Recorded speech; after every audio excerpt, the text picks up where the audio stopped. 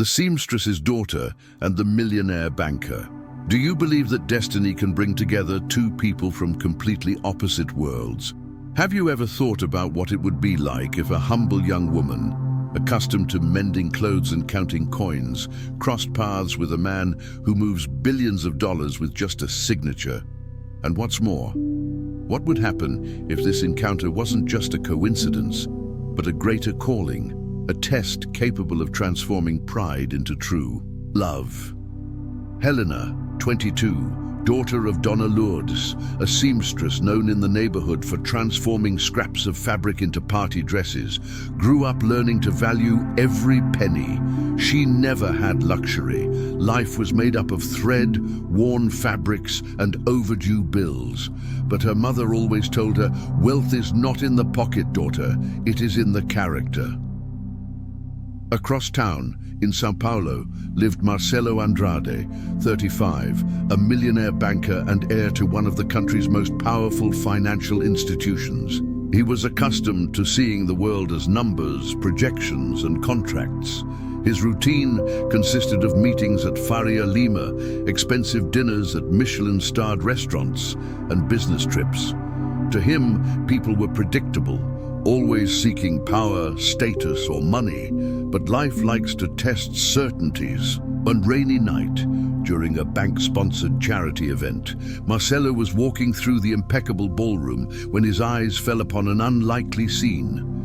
A young woman in a simple dress, discreetly helping her mother adjust the torn hem of a wealthy woman's dress. Their eyes met. For a moment, time seemed to stand still. Helena had no idea who he was. To her, Marcelo was just another suit-wearing man who circulated around the room. But to him, accustomed to being flattered by everyone, there was something different about this girl. There was no interest, no fear, just naturalness. In that brief encounter, a question was born that would burn in both of them. Would it be possible for true love to blossom between those who had never had anything and those who had always had everything? What can be born from the clash between such different worlds? Before we dive into this surprising plot, tell me which city you are watching us from. Leave a comment and I will respond in gratitude.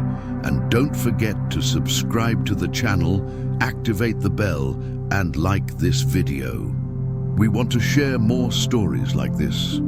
The first contact. The charity hall was still illuminated by crystal chandeliers. Waiters circulated with glasses of champagne. Politicians and business people discussed investments, while photographers' flashes multiplied.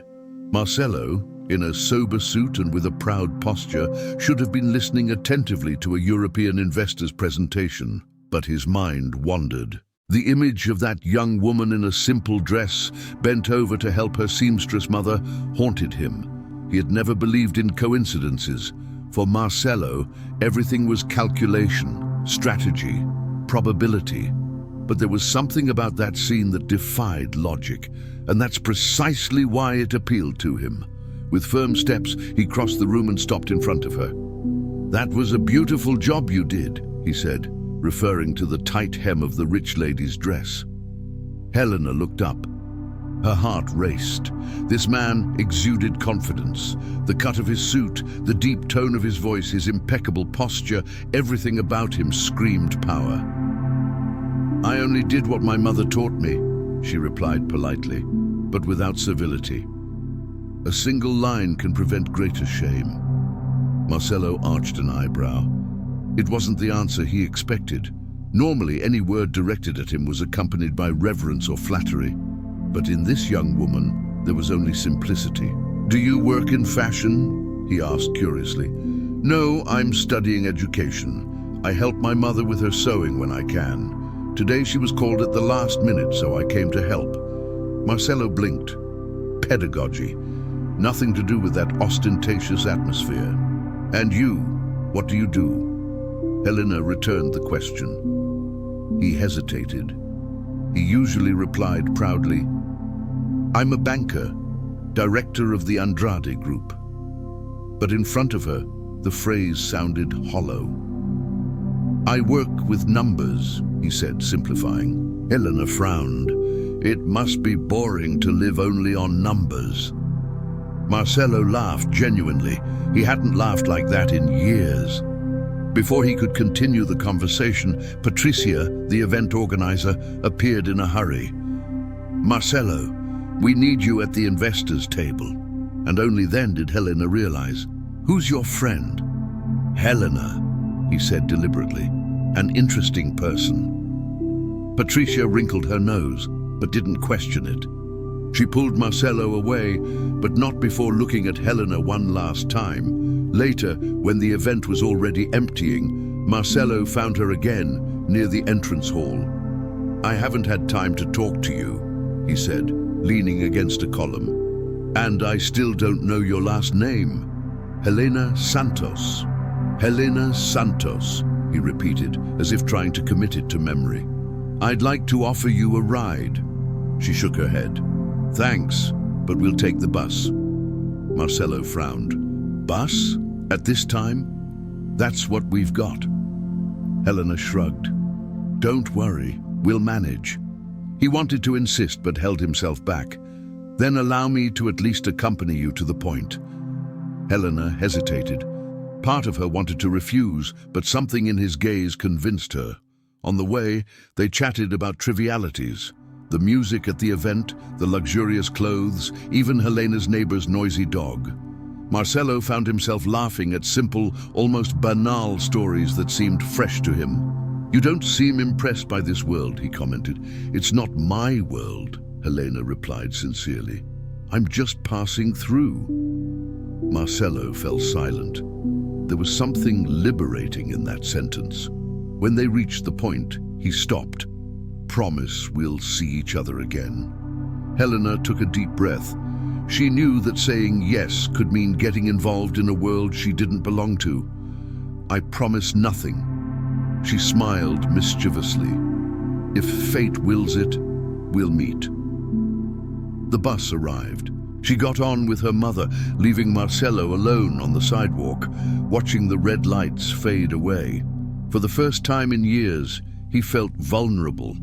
The next morning, in his imposing office on Faria Lima, Marcelo tried to concentrate on his reports, but the words danced before his eyes. Helena, her simplicity, her direct manner, her sincere smile.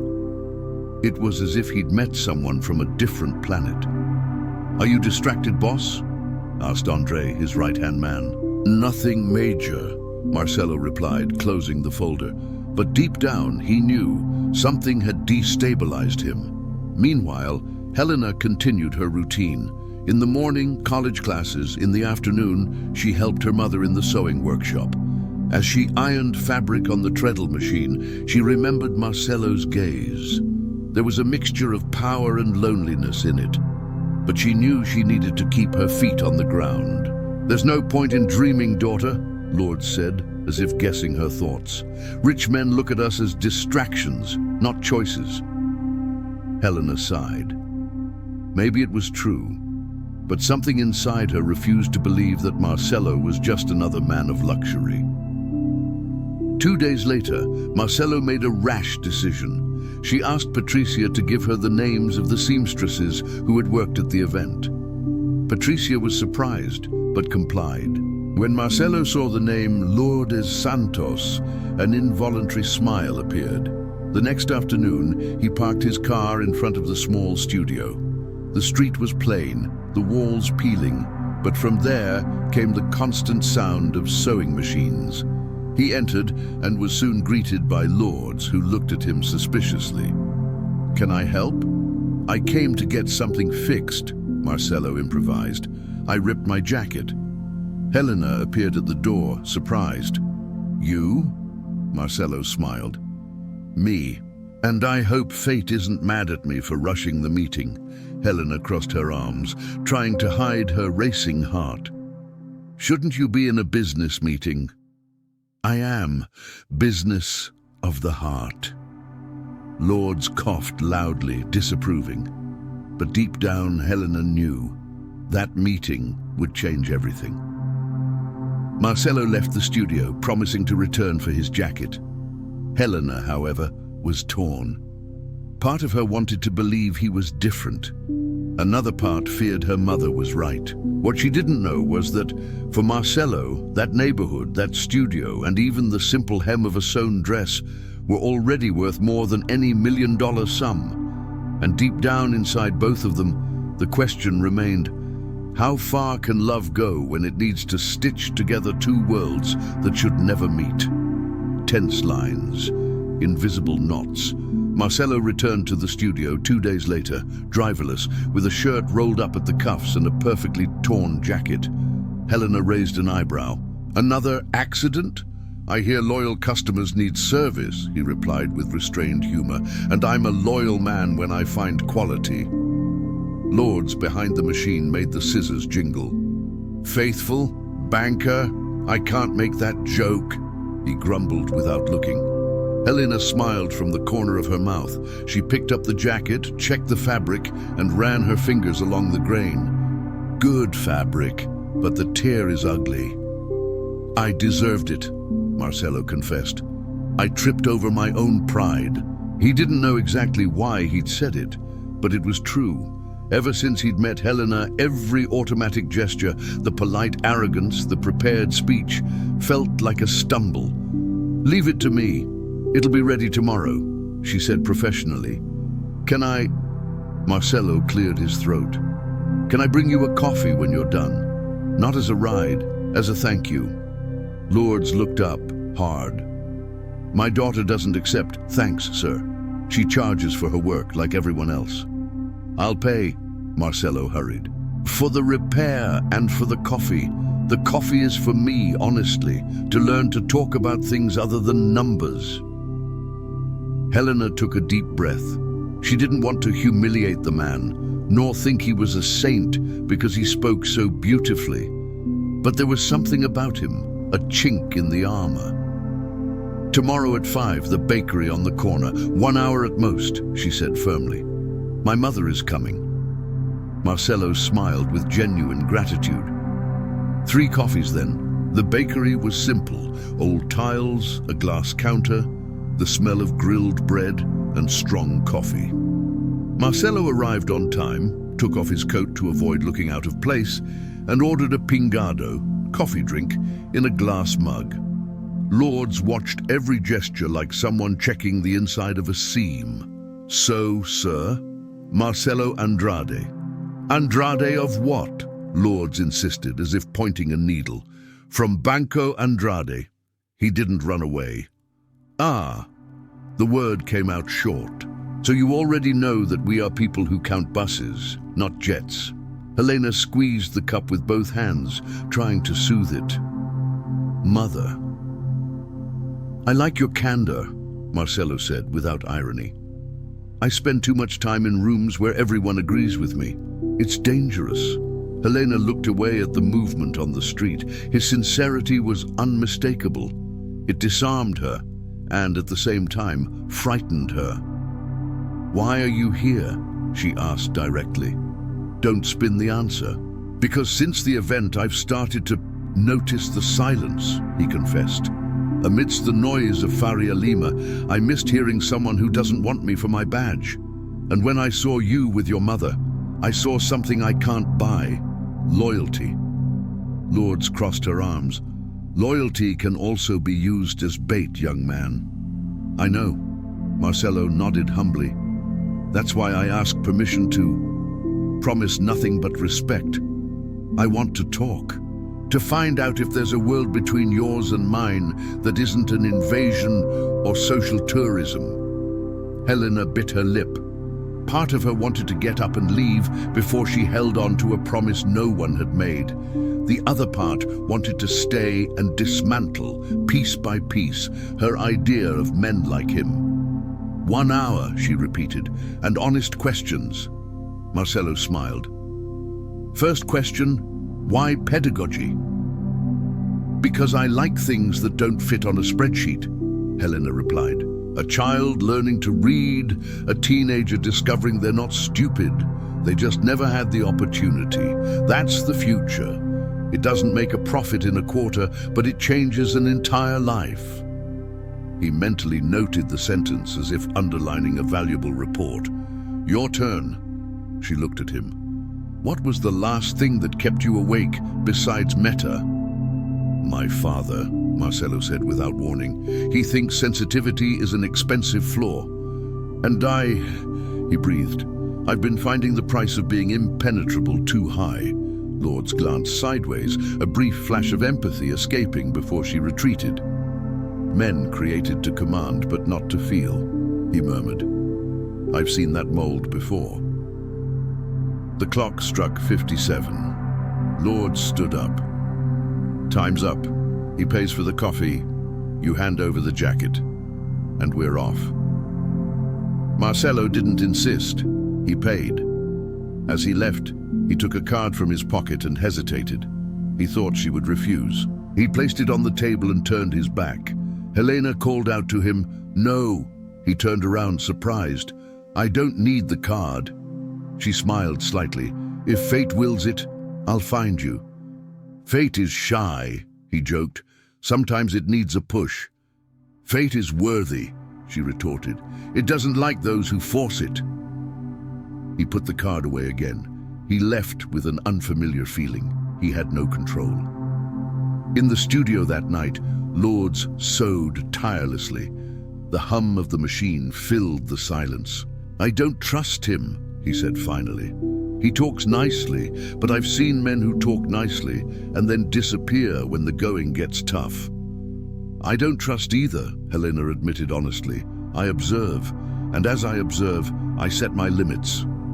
"Which ones?" the mother tested. "No expensive gifts, no hidden meetings, no shortcuts.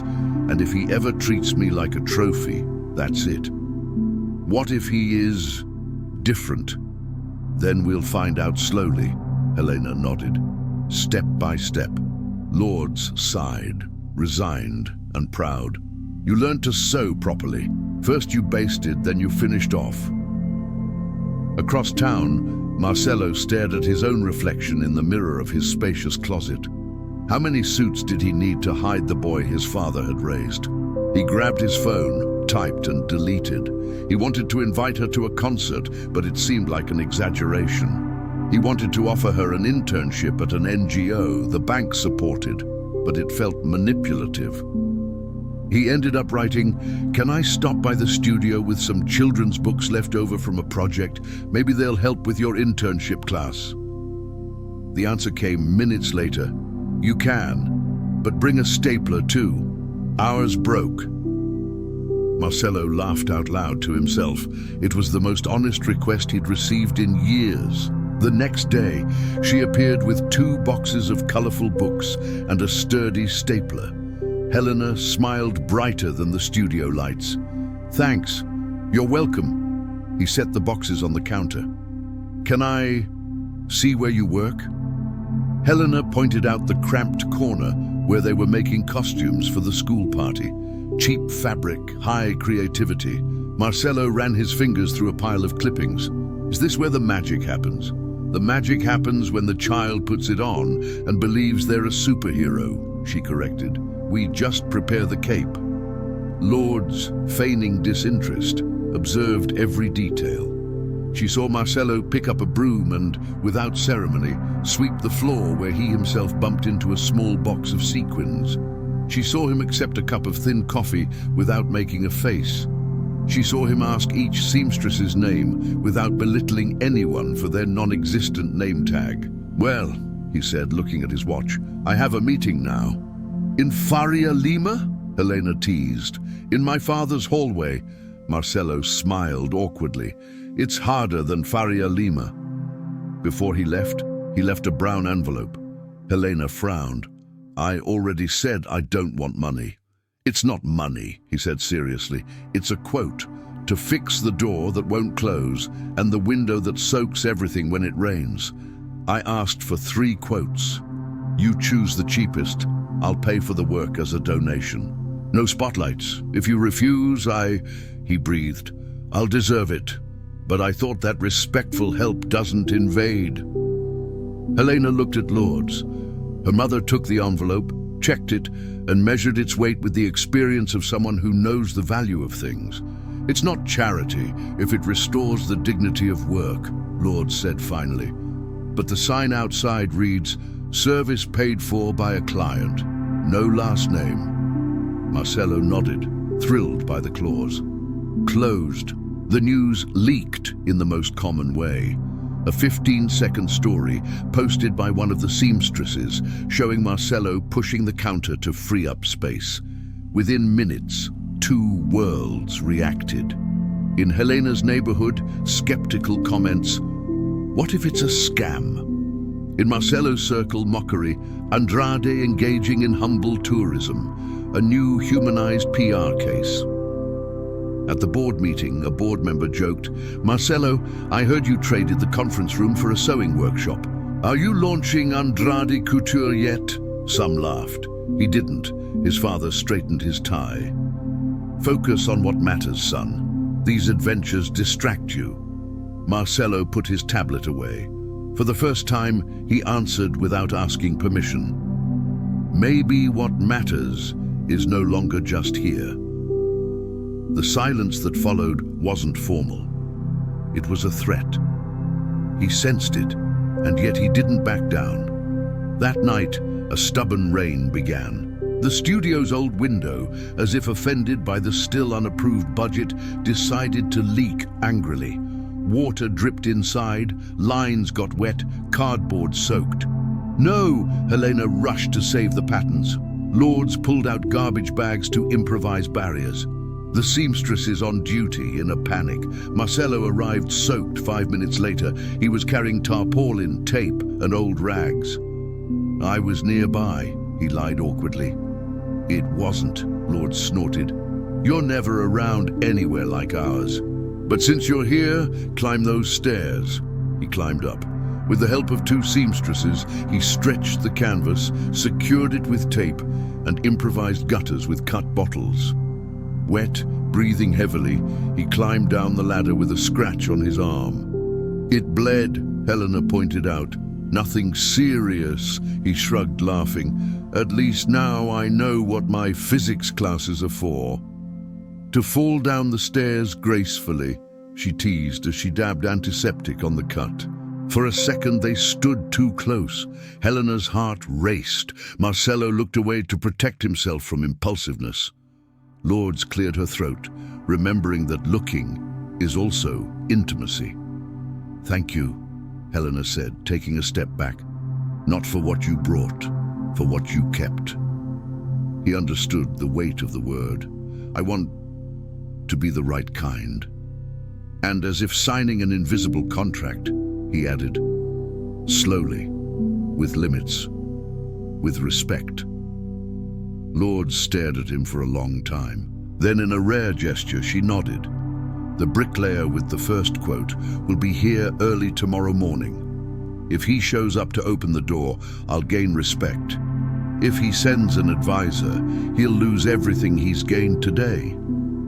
"I'm coming," Marcelo said, "and I'm bringing bread."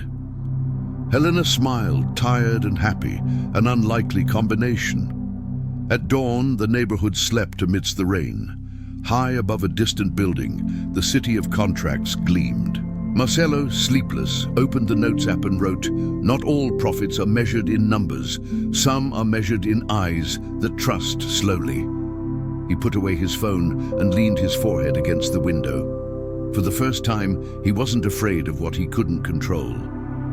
In the room next to the studio, where they were improvising a break, Helena woke to the sound of rain. She thought of the man in the expensive shirt holding a tarp, laughing at himself, accepting rules that weren't his. She clutched the pillow to her chest. She wasn't in love, not yet, but she recognized the seed she'd planted, respect. And, on the border between 2 worlds, a stitch was sewn. There were still many knots, many threads, many finishing touches to be made, but the piece, at last, had begun to take shape.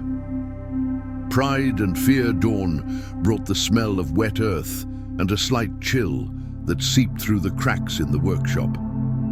The bricklayer arrived early, carrying rusty tools, and immediately began measuring the partially collapsed wall. Marcelo was already there, with his shirt tucked in and a pair of borrowed gloves, helping drag soaked furniture to the sidewalk. Lourdes, arms crossed, watched everything in silence. Helena realized that behind her mother's suspicious gaze, there was something dangerously close to respect.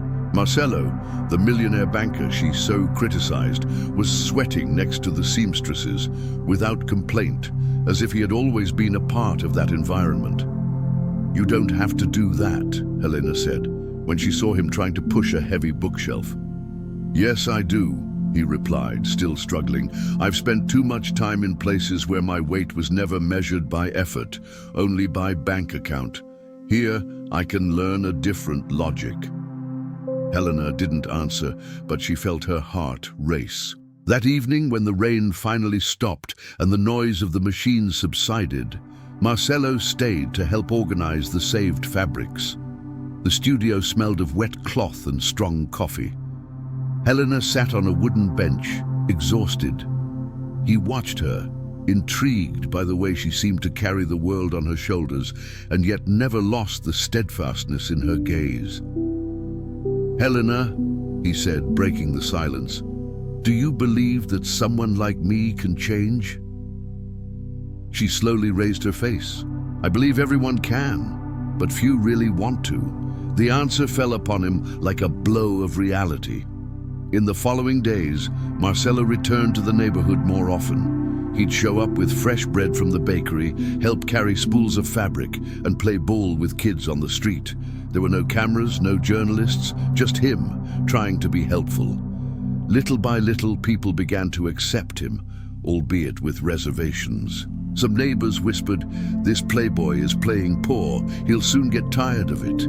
But to Helena, each gesture seemed less like theater and more like learning. Even so, she kept her distance. Pride or self-preservation? Perhaps both. Her heart wanted to believe that Marcelo wasn't just another bored, rich man, but her reason reminded her of the abyss that separated their worlds. Across town, Marcelo's life was getting complicated. At the bank, advisors whispered in meetings. A headline on a business website read, "Andrade banker appears in sewing workshop, image change or crisis." During a formal dinner at the family mansion, his father, Enrique Andrade, could not contain his irritation. "You were born to lead, Marcelo, not to play social worker." His deep voice sounded like a sentence. "Your obligation is to preserve the family name." Marcelo put down his cutlery, looking at his father with unprecedented calm. "Maybe I was born to be human first, before being a banker." Silence at the table was immediate. The father's icy gaze made it clear that this sentence would have consequences. While Marcelo struggled with family pressures, Helena also fought her own battles. One night in the studio, Lourdes commented, "He's been showing up around here too much, and you've been smiling too much when you look at him." "Mom," Helena sighed, "I didn't ask for any of this. The problem isn't asking, it's accepting. Men like him don't stay, daughter. They visit, get enchanted by the novelty, and then disappear." "What if he's different?" Helena ventured. "Different things are expensive, and those who have less always pay the bill." Helena didn't answer, but the question kept hammering in her mind. What if, this time, it wasn't like that? The following week, Marcelo showed up with boxes of children's books. "They're left over from a bank project. I thought they might be useful at your internship school." Helena leafed through the books, surprised. "That's very helpful, thank you." "I also brought a stapler," he said, showing it. "Last time you complained that yours broke." She laughed, genuinely. It was a small gesture, but full of meaning. But not everyone welcomed Marcelo's change. A business columnist published a scathing note. "While the market demands firmness, the Andrade heir spends time in back alleys. Charity on stage or weakness in management." Marcelo read the note and, for a moment, felt the weight of shame. But then he remembered Helena's smile as she leafed through the books. That was worth more than any headline. One afternoon, Helena found him in the studio, sitting on the floor, talking to two children waiting for their seamstress mother to finish her shift. He told them a made-up story about a king who learned to sweep his own castle. The children laughed loudly. Helena watched him from afar, her heart aching. He seemed sincere, vulnerable, human. But with every step she took toward him, something inside her screamed, "What if he disappears when you need him most?" At night, Marcello noticed her resistance. "Helena, I know you're scared." "I'm not afraid," she replied firmly. "I have a memory. I've seen men promise the world and disappear at the first sign of difficulty. I don't want to promise you the world. I just want to walk by your side, even if it's slowly," she sighed. "What if you get tired?" "What if I don't get tired?" he replied, looking her in the eyes. Helena looked away, feeling her defenses slowly crumble. That early morning, alone in her room, Helena stared at the ceiling. Pride told her to keep her distance. Fear reminded her of the risks. But deep down, a flame persisted. Perhaps Marcello really was different. Perhaps, for the first time, the chasm between rich and poor could be bridged by something invisible and powerful: respect. And across town, Marcello stared at the mirror in his luxurious apartment, asking himself, "How far am I willing to go to prove that I'm not just a millionaire banker?" The choice that costs a name. The call came on a Friday, with a clear blue sky like the magazine covers that boasted Andrade, the prince of the market. The subject, an extraordinary vote. Marcello knew, even before reading the agenda, that it smelled like a trap. In the mirrored elevator at the bank's headquarters, he shook his fist to relieve the tension. In his pocket, a message from Helena. "The bricklayer is coming at 8 a.m. on Monday. If you can get through, the new door will arrive." He smiled to himself. Her world fit within the precision of a hinge that wouldn't stick, his within numbers that justified any snag. In the boardroom, the air conditioning turned people into furniture. Enrique, the father, presided with his chin held high. Patricia, the risk director, opened the presentation. Graphs, projections, words that seemed innocent. Urban redevelopment and a new commercial hub. In other words, heavy financing for a developer who would build a modern center on 2 blocks near the studio, with clauses that would quietly expel anyone who couldn't afford the new standard. It's a chance to position the bank as a driving force behind revitalization, Patricia concluded. Double-digit ROI in 36 months. Henry looked at his son. "Marcello, what's your opinion?" The question was a trap, saying yes and proving loyalty, saying no and proving insolence. He took a breath, remembering the window that soaked cloth and beads. He remembered the children's laughter at the story of the king sweeping his own castle. "The ROI is good, but the reputational risk is greater," he said, without embellishment. "The contract provides for a rent increase that will result in eviction. They'll call revitalization what is actually a white eviction. And when the press films a seamstress crying on the sidewalk, the name on the banner will be ours." A tense silence. The counselor on the right cleared his throat. "We're not voting for poetry. We're voting for numbers." "I'm voting, folks," Marcello replied. "And I propose an alternative. A hybrid fund that buys vacant properties in the surrounding area for affordable housing with cross-subsidies from the same project. Lower profits, lower risk, protected image, and this time, real community participation in the neighborhood's design." Henry leaned forward. "I don't recognize you when you talk like that." "Maybe this is the first time you've seen me without a script," Marcello replied calmly. The vote began, arms raised like blades. "Yes, yes, yes." Marcello's no sounded ancient. Patricia wrote it down, her pen furious. Henry breathed slowly through his nose. Approved by majority. The word majority sounded like a verdict. However, due to the Vice President's public dissent, I suggest we record the following in the minutes. Image repositioning recommendation. In plain English, Marcelo, find a way to make it look good out there. On the way out, his father intercepted him in the carpeted hallway that muffled footsteps and arguments. "You're in love," he said, as if diagnosing an illness. "I'm alive," Marcelo replied. "Are you going to throw away decades for a neighborhood girl and a few silly things from a daycare center?" Marcelo held his gaze. In the reflection of the glass, he saw the boy trained not to cry. If decades means running over people and sleeping with stored profits, yes, I'd rather throw it away. Henry clenched his jaw. "You don't know the price." "I'm learning." And he entered the elevator without waiting for an answer. That night, Marcelo appeared in the studio with 2 boxes, mortar and hope. Helena saw him from the back, her hair tied in a hasty bun, her apron stained. Lourdes, scissors in hand, looked him over. "Looks like someone who got scolded by their father," she said, without delicacy. "The entire council," Marcelo smirked. "They voted on a project that could swallow up the entire block. I voted against it. It didn't work, but it's not over." Helena felt the ground shake.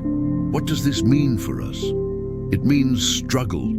He set the boxes down. "And it means that if I have to choose between a polished surname and a standing neighborhood, I choose the neighborhood." He looked at Lourdes. "With your permission, Ms. Lourdes, I want to organize a public hearing with the city and the developer. No pamphlet, just facts. And I want you all to speak. The mothers, the seamstresses, the bricklayer. I'll bring the press, the part that doesn't eat out of my hand." Lourdes narrowed her eyes. He wasn't a talkative guy. He was an actionable guy. She'd test it. "If you talk about us without us, I'll cut you off," he warned. "And no gratuitous spotlight. It's the agenda that shines, not the event promoter." "Deal," he nodded, relieved with the rule. Helena, who had been holding her breath for minutes, let it out with a sigh. He had chosen a side. Maybe I had chosen hers. "Marcelo," she said softly, "I have limits. Before I take any steps, I want you to know I'm saving myself for marriage. Not because of other people's morals. It's my own choice. And I won't trade that for anyone's pretty promise." He received it as if he were receiving a rare vase with both hands. "Thank you for trusting me with this limit," he breathed. "Can I ask for something in return?" He speaks. "Woo me, the right way, with your mother watching, with your neighborhood watching, with God, if you believe, watching. No shortcuts, no maybes. I don't know how to date, but I can learn to be worthy of walking by your side." Lourdes, without meaning to, bit back a smile. Helena felt her face heat up. It was madness, and yet it seemed like the only sanity possible. "So it starts like this," she said decisively.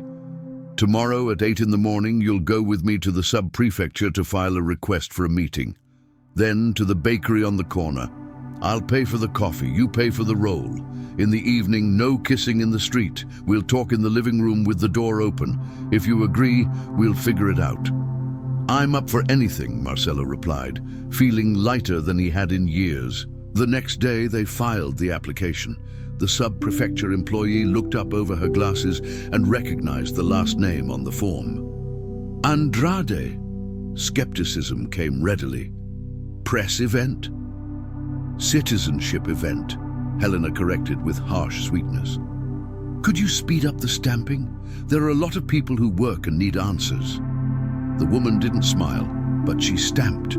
Saturday was a day of collective effort. They repaired the window, sanded the door, and painted the facade with cheap paint and expensive dignity. Marcelo, his shirt covered in splatters, sat on the curb to breathe. A boy stopped in front of him, a ball tucked under his arm. "Are you the bank?" "I'm Marcelo. The bank wants to take the ball court. Marcelo will fight to keep the court." "Alone?" Marcelo looked at the court, at the boy, at his dirty hands. No one fights alone if the neighborhood enters the field. The boy nodded and ran, as if that maybe had turned into let's. Helena watched the scene from afar. As the paint dried, something inside her dried too. The fear that he would give up at the first cold front. The heavy rain had started, and he stood there without an umbrella. On Monday, the story exploded. The venomous columnist wrote, "Rebel air sabotages project that would bring prosperity to the periphery." In the comments, a photo of Helena with the caption, "The little seamstress who enchanted the banker." It was like a polished knife. Lourdes almost threw her cell phone on the floor. "They're going to use you, girl. They're going to turn you into a Cinderella story to get clicks." Helena swallowed. The buzz of fear returned. Marcelo arrived a few minutes later, carrying an envelope of documents and his face bare of nail polish. "I've already requested the right of reply, and I'm going to expose the clauses of the contract that expel everyone from the neighborhood." He placed the envelope on the table. "But I'll only hold a press conference if you go. Without you, I won't go." "What if they fire you?" Lourdes teased. "Maybe I need to learn another way to have a name," he replied sincerely. Helena lifted her chin. "Then we'll go with you." The hearing took place on a gently rainy Wednesday in the cramped auditorium of the sub-prefecture. Mothers with children in their arms, seamstresses with scarred hands, young people with cardboard. On the developer's side, suits. On the bank's side, 2 lawyers and a compliance advisor. In the middle, Marcelo, tie in his pocket, shirt tucked in, and Helena in a simple dress, a clipboard full of numbers she had organized herself. Patricia, the risk director, showed up, not to support, but to keep watch. Enrique didn't. The cameras from 2 local newspapers and an independent news outlet focused on their faces, wet with curiosity. Helena spoke first, without tears, without insults. She chopped up technical terms into words any grandmother would understand. Rent that doubles and becomes an eviction, improvements that arrive as gifts and are charged as debts.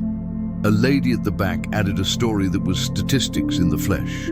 Joel, the bricklayer, drew the plan of the block on the board and, with chalk, marked the houses that would become shadows.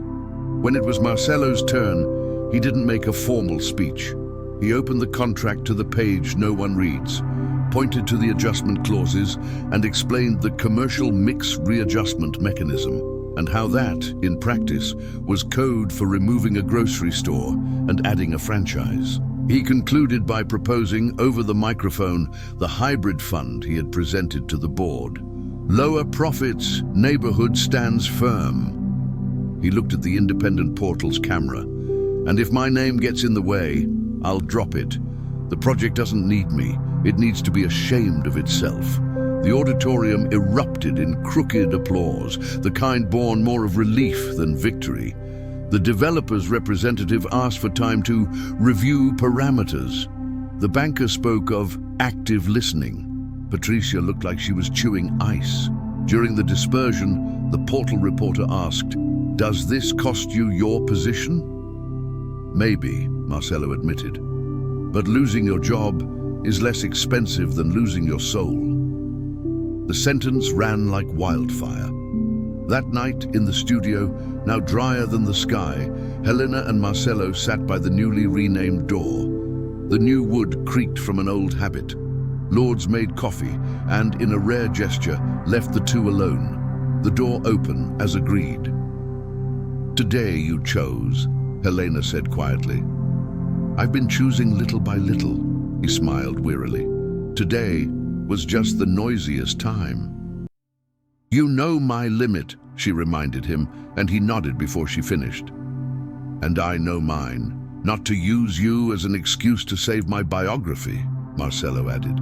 "If you ever think I've turned our story into a topic, pull me back by the ear." She laughed for the first time in hours. Their laughter rang, yet didn't touch. Marcelo. Helena hesitated, confronting her own pride. If I ever say yes, it won't be because you fought beautifully in court. It'll be because you stood your ground when no one was looking. Like yesterday, when you swept the wet floor without posting anything. I'll stay, he said simply. His cell phone vibrated. A message from his father. You're suspended from the executive committee until further notice. Think about it. There's still time to fix it. Marcelo breathed slowly, his gaze fixed on the phrase, there's still time. Beside it, another message flashed from an unknown number. If you need advisors for the hybrid fund, I'm in. J. It was an investor he respected, never on the same page as Henrique. He turned the phone, screen down. The world could wait 5 minutes. What happened? Helena asked. The price and the promise, he replied honestly. But I know what it's worth. They fell silent, listening to the street whisper. Somewhere a radio played an old samba. In the studio, the smell of coffee wafted up like a domestic blessing. Marcelo took a deep breath. Can I ask you the first thing in our procession? He can. Tomorrow, you introduce me to the women on the street whose names I don't know yet. No photo, no card. I'll go with a notebook in hand. He smiled crookedly. And then, if your mother lets me, I'll take you for a pastel at the spot on the corner. Door open, plastic bench. Helena bit her lip to hold back a smile. I'll let you. And your mother? My mother decides after the pastry. From the gate, Lords responded without appearing. I decide the filling. If you choose well, I'll let you. The three of them laughed. In their laughter, the war wasn't over, but the trench became less cold. And as the city returned to its usual hustle and bustle, Marcelo knew he had lost a place to find his way. Between a polished surname and a thriving neighborhood, he chose the street, and if the street accepted him, perhaps one day he would also choose the altar. Because Helena was as clear as that new door. Whoever wanted to enter should do so with respect and a clean step. The rest, if it were love, would fall into place, step by step. The legacy. The hearing minutes hadn't even finished when the neighborhood began to move as one. The next day, the posters were put away and clipboards appeared. Names, addresses, urgent needs, business ideas. The mothers group formed a committee. Joel called on bricklayers and carpenters for a joint effort to improve the most damaged homes. The seamstresses organized an association to negotiate fabric, thread, and machine maintenance at a fair price. And on the atelier's bulletin board, Helena wrote in neat handwriting, "Nothing about us without us." Marcelo slept little again, not out of fear, because of work. With the executive committee suspended, he used his free time to get the hybrid fund off the ground, lower profits, lower risk, and people at the center. He spoke with 3 independent investors, one of them the J of the mysterious message. He proposed governance with seats for the community, open auditing, and a rent adjustment cap below the inflation rate, as well as anti-eviction clauses. The name came from Helena, laughing at herself as she scribbled in her notebook, Fundo Linha and Tijolo. Thread, because it sows destiny, she explained. Brick, because it provides ground. Marcelo took the draft to a borrowed room at an NGO, and from there to a cramped meeting with the developer. This time, he wasn't alone. Helena, Lords, Joel, and 2 mothers occupied the chairs facing him. Patricia, the risk director, watched with a stony expression. Sharing upside with the local association? Asked the developer's lawyer in disbelief. And downside, Helena replied calmly. If the community participates, it also assumes responsibility. It's a true partnership, not a showcase. 2 tense hours later, they emerged with a preliminary agreement. The developer would agree to redesign part of the project to preserve neighborhood commerce. The bank would reconsider its participation through Fundo Linha and Tijolo, and the community would have a deliberative seat on the block committee. It wasn't a complete victory, but for the first time, no one was leaving unseen. On the night of the announcement, the studio became a classroom. Elena opened a series of reading workshops for children and a simple finance module for adults, Money That Respects Life, as she called it. Marcelo, who had once only spoken the language of spreads, learned to explain interest rates without humiliating. Lourdes, with her gentle authority, reminded us, a good contract is one we can explain to our neighbor without stuttering. There were, of course, setbacks. The venomous columnist published a new note: heir surrenders to sentimental militancy, market punishes. The market didn't punish, he asked. 3 fund managers called him to understand the model. One of them, a veteran, said over the phone, "I'm skeptical of philanthropy disguised as investment, but you have numbers, and numbers count people." On Sunday, the church on the corner had a different line. It wasn't just of worshippers, it was also of people wanting to volunteer. A retired teacher offered tutoring. A designer volunteered to redesign the association's visual identity.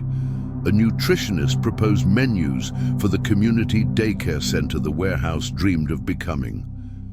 Helena wrote everything down on her clipboard, eyes shining, never losing her composure. A dream without a schedule turns into frustration. Amidst the turmoil, the topic they insisted on moving slowly continued slowly. On purpose, Helena kept the door open and the boundaries closed. Old-fashioned courtship, bakery, long conversation, holding hands on the sidewalk as the sun set, no shortcuts. Marcelo respected every inch of the not yet, discovering that desire could be guarded like one guarding a rare seed. There was affection, there was an embrace, there was the kiss that ignited and, at the same time, reminded them both that haste had no place in this story. "Do you have any idea what you're doing to my frame?" he joked one late afternoon as they sat on the studio steps. "Reinforcing the beams," she smiled. "A good house falls less." Across town, Enrique, the father, watched the headlines with a furrowed brow. His son's suspension from the committee dragged on. Patricia advocated strategic distance. But numbers are stubborn. The Linhar and Tijolo Fund proposal received 2 letters of intent from mid-sized investors and a favorable social risk assessment. On the board, verbiage gave way to pragmatism. "Call Marcelo," Enrique finally said, tired of chewing the silence. "I want to hear the model without a lecture." They met in a dry office without paintings or landscapes. Marcelo brought a bare briefcase, devoid of rhetoric. "Expected ROI between 6 and 8% per year," he began. "Low, yes, but the vacancy rate is negligible. Compliance sustained by local governance, maintenance costs reduced by shared responsibility. And Dad," he breathed. "The part the spreadsheet doesn't measure, reputation built, not bought. The brand that remains when the photo disappears." Enrique didn't look away. "And the price?" "Mine?" Marcelo smiled briefly. "I'm already paying." The father closed the folder, thoughtful. Before any sentence could be spoken, he let his guard down a centimeter. "Your mother asked about you." Pause. "Show up on Sunday." It was the most tenderness Marcelo had ever received there. He left with a knot in his chest, not from anger, from mourning for everything they couldn't say. In the studio, Helena heard the story and shook his hand. "Love is also a legacy," he whispered. "Sometimes the hardest part." The following months were spent building without selfies and victory without fireworks. The block's facade got a new coat of paint. The studio window finally stopped crying inside. The quiet room, the idea of the neighborhood woman, became a place for respite and prayer for all faiths. The children learned that a library is also a park. The adults discovered that spreadsheets don't bite.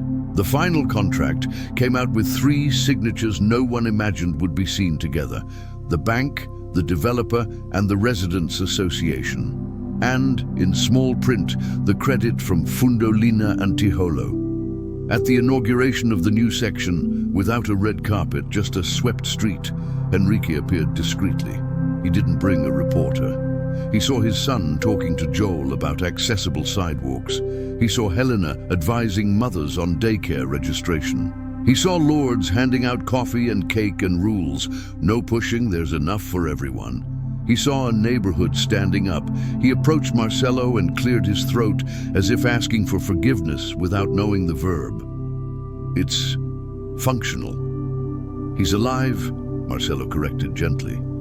Vivo, Enrique repeated, as if testing a new word. If you bring the model to the council with these numbers, He hesitated. Vote yes. It wasn't a hug, but it was a bridge. Marcelo nodded, swallowing the speck in his eye.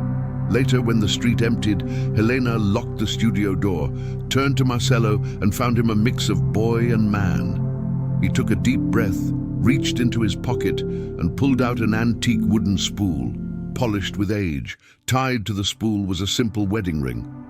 "Can I stitch my future to yours?" His voice trailed off.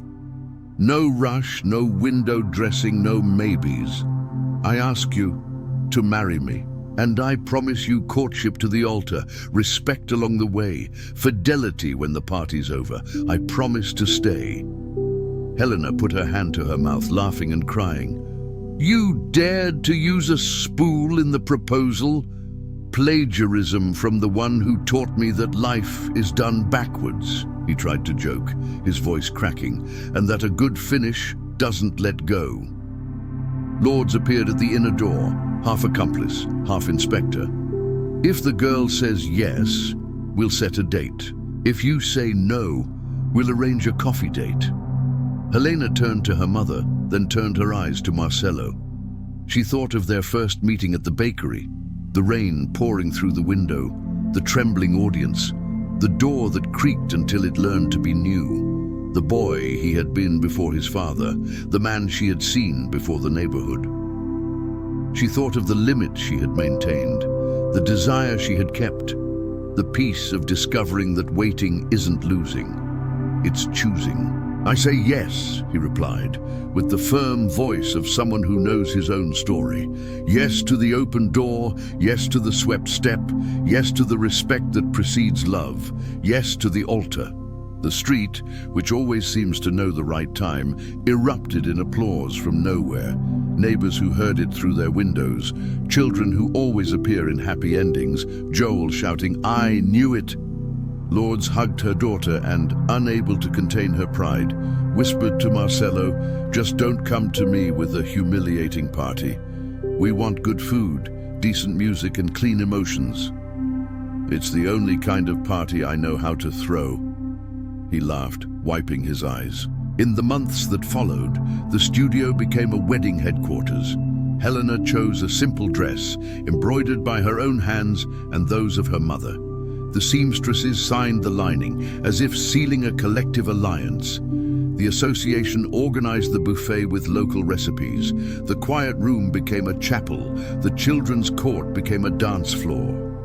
The day before, Enrique had shown up with a package. Inside was a small toolbox, not silver, but steel, scarred by time. "It was my father's," he said without embellishment. "He taught me to fix what I broke. I didn't teach you. Try to teach your children better than I taught you." Marcelo hugged him. No ceremony, no speech. A short, lively hug. The wedding took place at sunset, when the light decides to be sweet. Helena walked down the street with neighborly flowers and a smile of someone who owes the world nothing. Marcelo waited for her at the door that once cried, now the front door. The vows were simple, but with the courage of someone who has seen the dust up close. "I promise to love you in the noise and in the silence," he said. "I promise to choose the street with you when the hall calls me." "I promise to be your shelter when the market screams," she replied. "I promise to sew your name to mine, without tightening, without loosening, just right." When they kissed, no one filmed it up close, because everyone already knew. On the cake table, a wooden spool held the rings throughout the party as a reminder, love that doesn't rush lasts longer. The next day, life resumed. The Linya and Tiholo Fund received its funding. The community committee began deciding on a fair calendar. The bank approved the pilot project with clauses that, months earlier, would have seemed unpronounceable. And the studio, now also a trade school, graduated its first class of teenage seamstresses with certificates and a future in their sights. Years later, as he passed the old window, Marcelo leaned his forehead against the now dry glass and smiled. Beside him, Helena was adjusting the hem of a girl's graduation dress. Across the street, a boy kicked a ball on the same court. The neighborhood didn't become a shop window, it became a home. "Do you know what I love most about our legacy?" he asked. Helena thought he would say the fund, the project, the governance, which can be explained without slang or spreadsheets. We chose to stay, and we stayed. Helena smiled, took his hand, and with the simple gesture of someone who knew that miracles loved the ground, replied, "And when love stays, the world learns to stay too."